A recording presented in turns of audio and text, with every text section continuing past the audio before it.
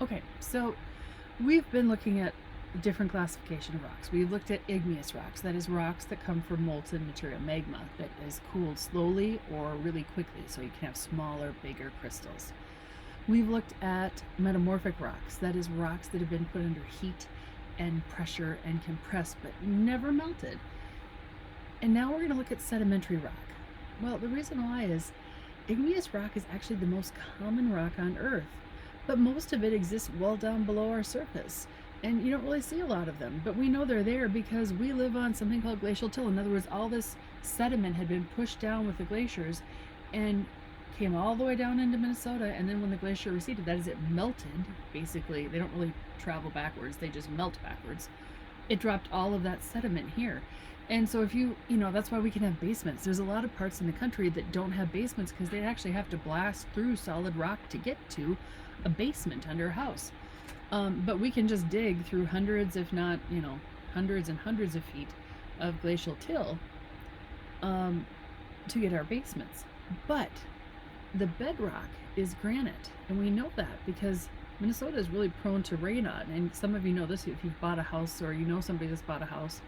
A lot of times they get tested for radon because as granite decomposes, it releases radon. And since it has to percolate up through all this loose sediment, it depends on how it gets through. Where is the easiest access for that radon to escape? Well, sometimes it's this house and sometimes it's that house, and the three houses in between might be just fine. So the bulk of our Earth is actually granitic rock, granite rock. But 75% of the rock exposed at the surface is sedimentary rock. That is, rocks that have been broken down and transported and deposited and cemented together form sedimentary rock. So a lot of what we see on our surface is sedimentary rock. So sediments of loose materials such as rock fragments, mineral grains, bits of shells, and they've been moved through weathering or erosion through water, wind, ice, or gravity. So take a pothole. We know what those things are. They're forming all the time, especially as we get warm enough in the day that the water melts, finds a little teeny tiny crack in the asphalt, settles in there for the day, and then night comes and it freezes. And remember, water is the one thing that we can think of right now. I mean, there's a few other things, but that expands as it gets colder. Everything else gets smaller. And so every night, that hole, that crack that the water seeped into, it gets just a little bit wider until all of a sudden it just pops out the asphalt and we have a pothole. But now think of that on the scale of a mountain. A whole mountain can have that same action that made a pothole form in the road, break off huge chunks of rocks on the side of a mountain, just a little teeny tiny crack, allowing water in. And that melted, freezing, melting, freezing, melting, freezing causes something called ice wedging, and it breaks apart just a little bit more. And it can make that rock, through gravity, tumble down the side of the mountain. And it might break off little chunks as it goes. Or you might have sand that kind of abrades it. Or there's so many different ways we can break it down. But eventually just think of it this way. That big rock gets broken into little tiny chunks. And it gets transported through water or wind. Or obviously gravity, but ice can too. Remember we talked about that glacier pushing all the sediment from Canada down here? Well, that's movement of sediment. So sediments can come from already existing rocks that are weathered and eroded. So any kind of rock can be worn down. Igneous rocks can be weathered, metamorphic rocks can be weathered. In fact, even sedimentary rocks can break down and form, guess what, other sedimentary rocks. So weathering creates sedimentary rocks. Now, if any of those rocks get melted and then grow crystals and get bigger again or solid, now we're back to igneous. And if they're compressed and heated and smushed but not melted, then we've got a metamorphic rock. So you see where we're kind of going here? Any rock can actually become any other rock. But right now, again, we're talking about sedimentary rocks. And so when sediments are pressed or cemented together, there's minerals in the solution that kind of act as binders or that cementing agent. So sedimentary rocks are sediments piled on top of each other and are compressed and kind of glued together. So as those loose particles are cemented together, you get a sedimentary rock like limestone, which is made from shells, or chert, or arkose, or shale, which is from mud grains, or sandstone, which is, guess what, from sand, or conglomerate, which is little tiny pebbles and some bigger chunks and some smaller chunks and some sand and some other stuff that gets cemented together, but there's no real parent. In other words, the parent of sandstone is sand, the parent of limestone is shells, the parent of shale is clay. It's really fine particles, or silt, usually clay. And conglomerate can be any of those sizes. So it's kind of that catch-all for if it doesn't quite fit, but it's got a whole bunch of different things. We call it conglomerate. Sedimentary rocks form in layers, and you can see that here in the Grand Canyon. You can see definite different layers in here. And what happens is, let's say we've got the Mississippi, and the Mississippi picks up debris, little rocks and pebbles. It can even push big rocks down if you've got enough force and fluid going through it.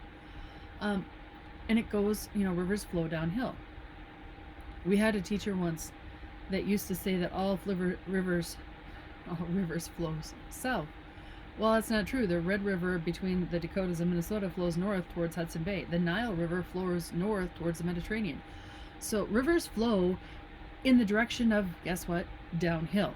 Whichever way is downhill from them is where the water is going to go. And as we get debris from the Mississippi flowing downhill, it picks up speed, and the faster it flows, the bigger particles it can pick up, until it hits the Gulf of Mexico, and we get a delta, because as it gets closer to the water level, it levels out. It doesn't have the gradient to make it flow faster, and as the water slows down, all that sediment filters down in layer upon layer upon layer. And so one of the things we look at as we look at layers of rocks is we expect that the stuff at the bottom is older than the stuff at the top, and that kind of makes sense. I mean, think about your underwear drawer. I would be willing to bet that the bulk of you have a couple pair of underwear at the bottom of the drawer that hasn't seen the light of day in years. And since most of you are getting taller, I bet they may not even fit anymore. Who knows? But to think of it that way, so that's the law of superposition. The stuff is oldest at the bottom and is newest at the top. You could say the same thing about my chest freezer upstairs. The stuff at the bottom is definitely older than the stuff at top, because I just got fudgesicles tonight, and those are on top, and they were really good. And turns out they're not a lot of calories when you're losing weight. And it was numbing. So the stuff at the top, newer, the stuff at the bottom, older. Law of superposition. So sometimes that forces within the earth overturn layers of rock, and the oldest are no longer. And that's starting to get into like folded mountains. Like, you have enough pressure, like continents moving and pushing together, like, ooh, the Indian plate hitting the Asian plate, and they crunch together, and the plates are moving and moving and moving. The only place those can go is up, and you get the Himalayan mountains, and they can cause some folding. So actually at the top of the Himalayas, you can actually find marine fossils, because it's an ocean floor that's been pushed up. So when it's deposited, it's put down in layers that are pretty level, and the oldest is in the bottom. If you see it in a mountain and you see seashells way up, way up above sea level, up in, thin air territory, you probably know some upliftings occurred. So you may not have the oldest on the bottom. It can actually get flipped, and it can be, curved into those anticlines and synclines if they're folded. You can actually have something called a folded mountain, which was a flat layer of maybe sedimentary rock that were pushed together and crumpled, and you get all these little ripples as they fold. The folding occurs. We can see beautiful layers in the Grand Canyon. I mean, literally all the way back here, you can see distinctive layers. You know that this up here is a different layer than this down here. This reddish sediment, iron probably, is very different than the duller colors down here. So we know we had slightly different things being deposited. And over thousands of years, the river that cuts through the Grand Canyon actually is cut down, and we can see these layers. So, making a sedimentary rock, you have to have erosion, broken rocks down into sediments. It has to be deposited, deposition. So we have to have the gathering of sediments like at a river delta. We have to have a binding of the sediments, some kind of cement that binds them together. And we have to have compaction. They have to get compressed so that the pressure holds the sediment together with the cementing agent, which glues it all together. So erosion, deposition, bind them together, compress them, and glue them, and we're good to go, or cementation. And this is really looking at kind of where a river meets, in this case it's meeting a lake, and this would be a alluvial fan. as it comes down. Don't say that 4 times fast. And we've had some water that's receded, it's evaporated, and we can see some of that deposition that's occurred here, and it's really fine sediments. And as water flows down, you have more and more layers put on top, eventually starting to put some pressure on it. And our original rock, fragments, sediments, sand, debris, it could be shells, it could be smaller particles like clay or silt, they're not really very orderly. And then as they get cementing agent going in there and they get compressed, they get closer together, and eventually we get a nice matrix and we get our sedimentary rock. And there's specific sizes of sediments and they have a different name. So this is the short form. This little sediment comes in all sizes, handy dandy little chart you want to put in your notes. So sedimentary rocks are made of loose materials called sediments, and they have specific sizes, and it's metric, people. We like our millimeters, we don't like our foot and inch. Those are 4-letter words. We like millimeters and meters and kilometers because it's the universal math of the world. It's just the US that still uses the other version. So we in science generally tend to use that so that we can share our information with anyone and they all understand what we're talking about. So to be clay is the smallest size particle we define, is 0.002 millimeters and smaller. That's clay. That's what we make pottery from.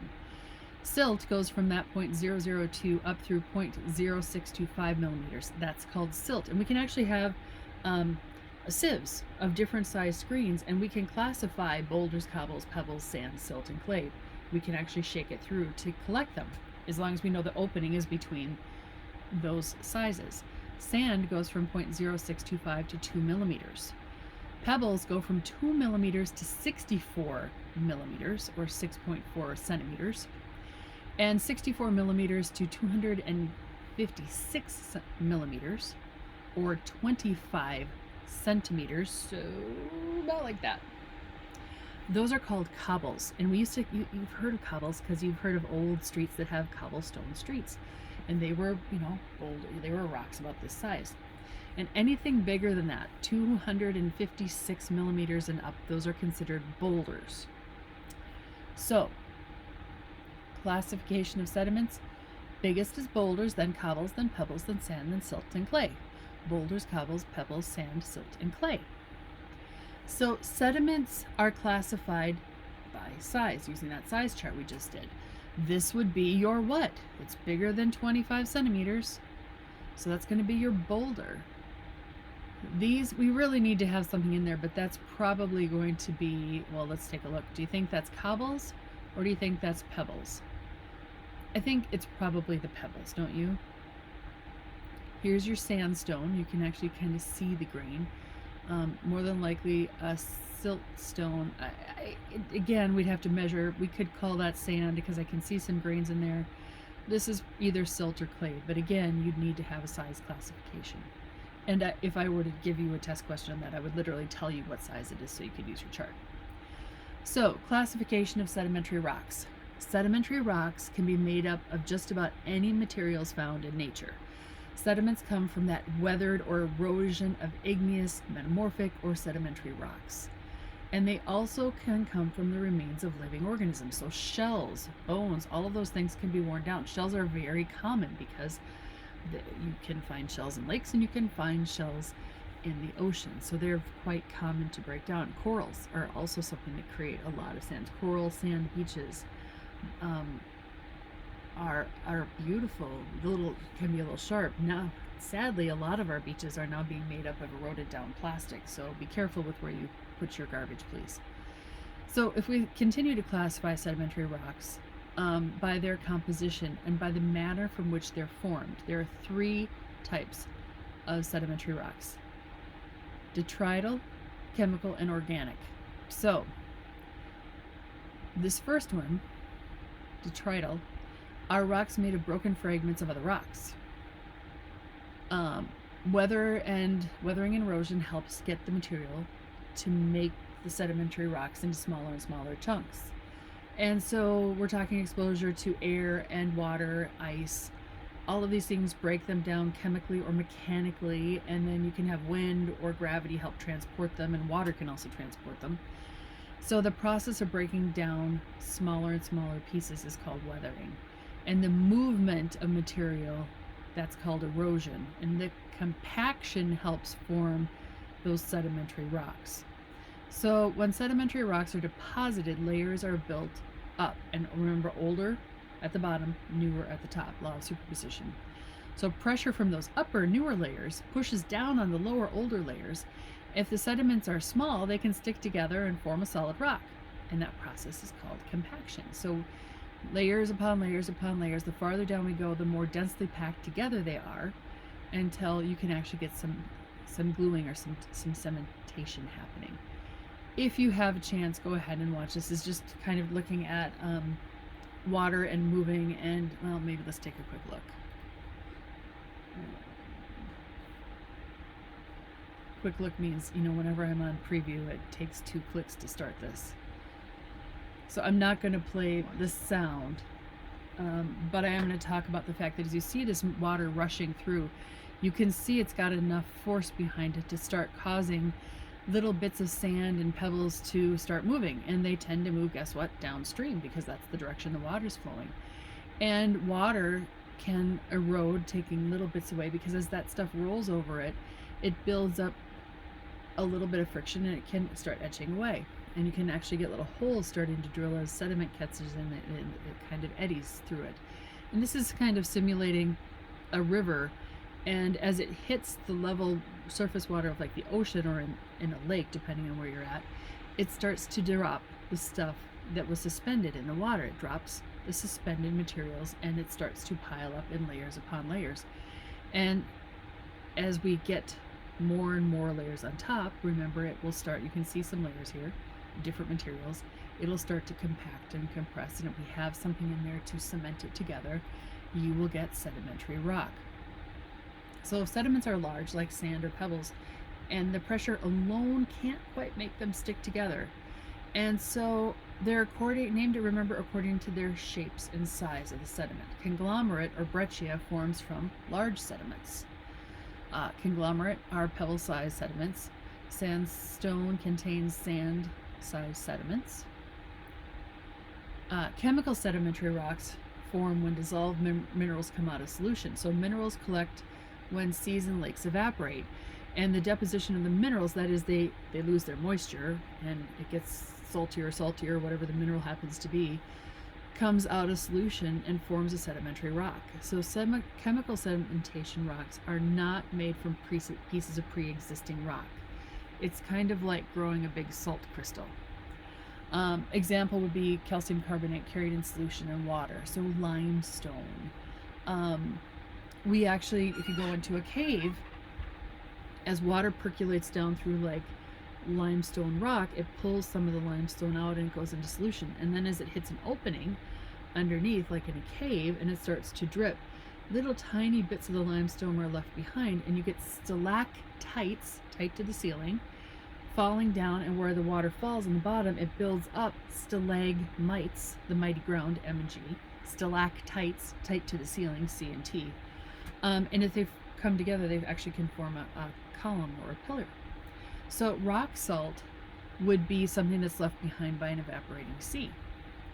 Limestones can also contain other minerals and sediments. There's at least, but to be limestone, it has to be at least 50% calcite. Remember, that's going to bubble with acid. Limestones usually are deposited at the bottom of lakes and shallow seas. So, examples of chemical sedimentary rock. Large areas in the central U.S. have a lot of limestone. We have a lot of limestone bedrock because we used to be, get this, during the time of the dinosaurs, we were a shallow tropical sea. Figure that. We were much closer to the equator where we are right now. And you won't find a dinosaur skeleton in Minnesota. You will find marine sediments and skeletons in Minnesota. So if you want to go find a dinosaur, you have to go to the Dakotas or farther out towards Montana, because they weren't underwater. We were. And so as they recovered for, a couple million years, and then as we were uplifted and moved farther north, that water receded and we precipitated out, and we have a lot of limestone because it was compacted in that. But you could also have some salt deposits that we can mine as well. So it's hard to imagine that Kansas or Minnesota ever being covered by an ocean, but it's happened. So when water in rich and dissolved salt evaporates, it deposits mineral halite, and halite is just rock salt. It's what we drink. So drink if we were to drink salt water, which by the way we shouldn't do, but we add salt into our foods. It's a flavor enhancer. Most of what we eat is calcium chloride, which is sodium and chlorine together to form calcium chloride. So rock salt depends on a range of thickness from a few meters to more than 400 meters. Companies mine these deposits, and it's the salt we use every day. Organic rocks, that is, rocks made of the remains of living organisms, are called organic sedimentary rocks, and one of the most common is a fossil-rich limestone. So as the lime comes down and you had organisms die and they were buried really quickly, you can get a fossil or an imprint or a mold. And what happens is slowly the hard parts, the ammonite shells down here and the trilobites up here and the cephalopods here, their hard parts dissolved away, leaving basically a mold. And then what can happen is other stuff can kind of percolate through, and sometimes you actually get a cast. It'll fill in, leaving this depression. And we get beautifully preserved fossils. Most things do not fossilize. Our fossil record has a lot of holes in it because you have to be in the exact right set of circumstances to create a fossil. And when we show limestone, we can actually crack them open and you can see sometimes these really beautiful fossils. So like chemical limestone, fossil-rich limestone is made of the mineral calcite, and they contain remains, then again, of once living ocean organisms usually. So another part of organic is something we don't think about, and it's chalk. Chalk is actually the remains of little tiny diatoms, little teeny tiny pieces of organisms. They're microscopic. Basically, think of it this way: it's a microscopic shell. It's so small that unless you look at it under magnification, you can't even see the skeletal structure. But as they die, they deposit. And these are the things that, you know, higher up on the food chain, everything eats. And there's so many of them that as they die, they pile up and you get chalk deposits. And that is these little tiny skeletal remains of microscopic particles that clump together. So as you're riding on a driveway or on a sidewalk, if you've ever done that at school, you're actually leaving remains behind of little teeny tiny shells, microscopic. You can't see them without looking at it. Other sedimentary rocks that are organic would be like coal. Coal's formed when pieces of dead plants are buried and, you know, from the sediments of a swamp and put under heat and pressure, and they start to form coal. So these plants materials are chemically changed by microorganisms under heat and pressure, and over millions of years we can tap into that stored energy. It's another chart, isn't it? Yeah, this one you want to copy down into your notes as well, either after you're done watching these notes and going to my notes in the folder at the bottom, or pausing the video and copying it down. So sedimentary rock chart, we've got type, description, and rock name. So we're getting into some terms we haven't talked about: clastic and non-clastic. But we have talked about this. Clastic means they're cemented together. Non-clastic, basically think of it this way: it's evaporated.